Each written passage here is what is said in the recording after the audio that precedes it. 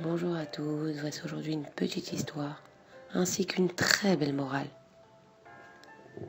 C'est l'histoire d'un couple dont le mari était peu agréable et toujours de mauvaise humeur. Il faisait souvent à son épouse des réflexions qui l'offensaient. Souvent vexée par les paroles de son mari, elle pleurait. Elle savait pourtant que ces mots dépassaient souvent sa pensée et que telle était sa nature. Elle décida cependant d'aller en parler à un rave pour obtenir un conseil. Ce dernier lui demanda d'acheter une planche de bois et des clous qu'elle cacherait dans le bureau de son mari.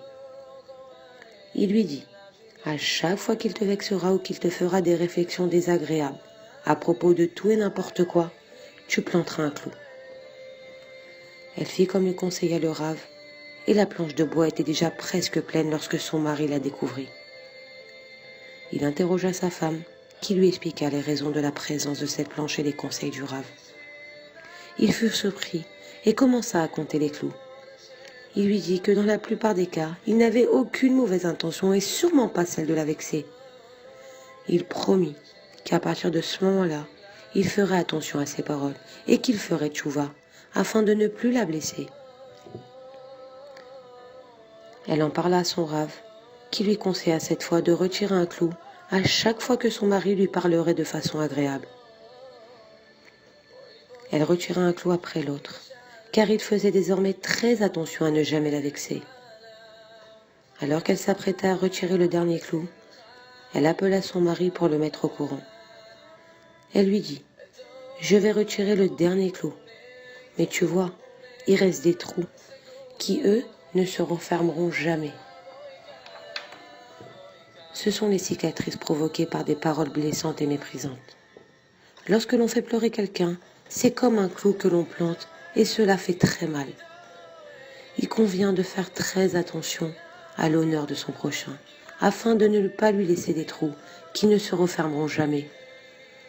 En tout cas, dans le ciel, il est certain que le souvenir des clous n'a pas été effacé. Celui qui fait attention à ne jamais vexer personne trouvera la bénédiction et les honneurs. Tout honneur qu'un homme témoigne aux autres, c'est à lui-même qui le fait, car il entraîne forcément un retour de la part des autres. Comme il est écrit dans Pirkei Avot, qui est l'homme honorable? C'est celui qui honore les autres. Un homme prudent ne se laisse jamais entraîner à faire de quelque manière que ce soit une douleur ou une souffrance à son prochain. Et du ciel, on fera en sorte que sa volonté soit accomplie.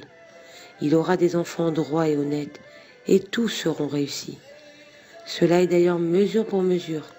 Une personne qui ne fait pas souffrir les autres, et qui fait attention à ne blesser personne, méritera que du ciel, on fasse en sorte que ses propres enfants ne le blessent jamais par aucun de leurs actes.